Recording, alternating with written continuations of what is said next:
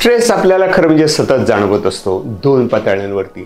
एक म्हणजे आपल्याला मनातून काहीतरी अस्वस्थ वाटतं, काही सुचत नाही असं होतं, काय करावं कळत नाही, असं गोंधळल्यासारखं होतं आणि थोडी चिडचिड व्हायला लागते, थोडी भीती वाटायला लागते.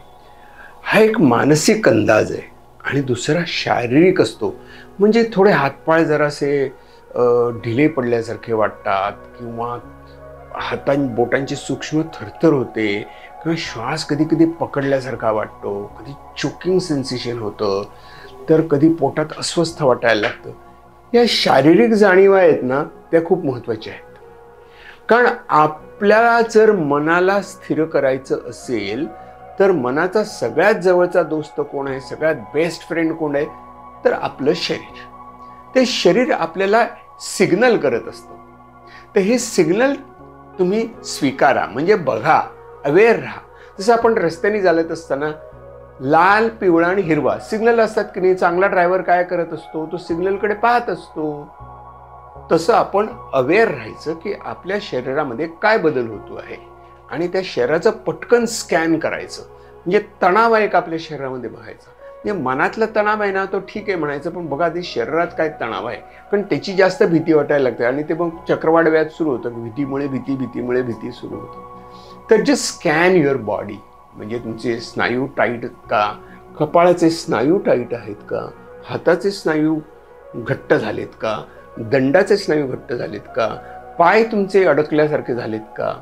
तर हे स्कॅन करा. स्कॅन करा म्हणजे बिकम अवेअर ऑफ दॅट. पहिली गोष्ट स्कॅन युअर बॉडी. आणि मग काय करायचं, तर स्कॅन करता करता हळूहळू श्वासाकडे लक्ष द्यायचं.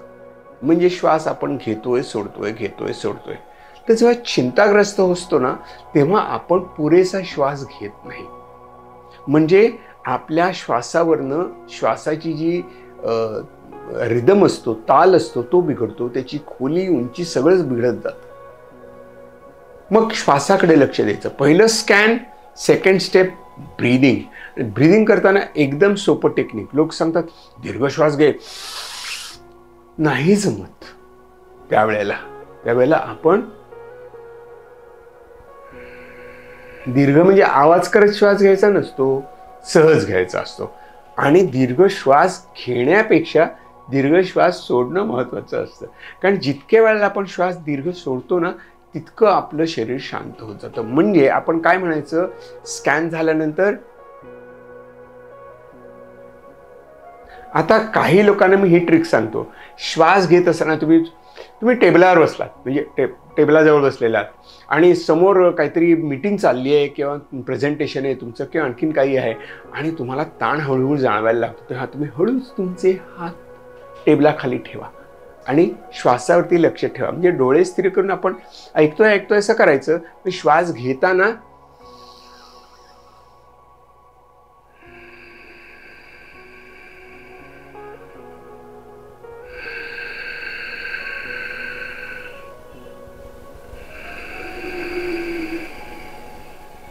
किंवा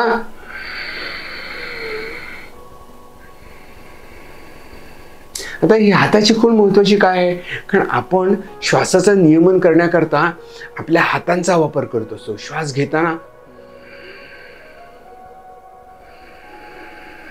आणि बोट ढिली सोडली, अशी घट्ट पकडलेले हात ढिले केले की आपोआप शरीर ढिलं होतं आणि दीर्घ श्वास सोडता येतो. म्हणजे scan, focus on your breath, breathe out longer, right? Breathe out longer. श्वास हळूहळू सोडा. आणि मग तुम्ही असं ठरवा, 5 किंवा 10 श्वासामध्ये माझं मन आणि शरीर शांत होणार. म्हणजे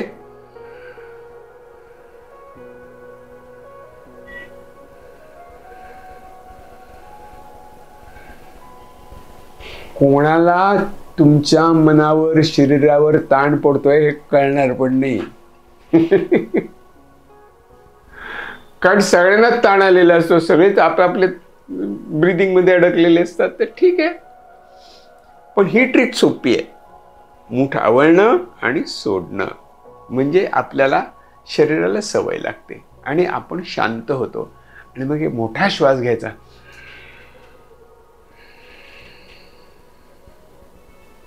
शरीराला थोडं वॉर्मअप करायचं. हात जरा हातावरती चोळायचे आणि मग म्हणायचं चलो आय एम रेडी. 5 श्वासात नाही झालं ना तर 10 श्वास घ्या ना. श्वास तुमच्या मालकीचा आहे ना, त्याच्यावर काही टॅक्स नाही आहे. घ्या ना. सोपं ट्रिक आहे. Breathe in, breathe out long. Scan, breathe out. Scan, breathe out. मस्त, सहज. थोडी प्रॅक्टिस करा मात्र. म्हणजे आधी जेव्हा ताण नसतो तेव्हा या गोष्टीची प्रॅक्टिस करा. बॉडी स्कॅन करा आणि मग ब्रीदिंग करून तर बघा. अरे हो जाएगा.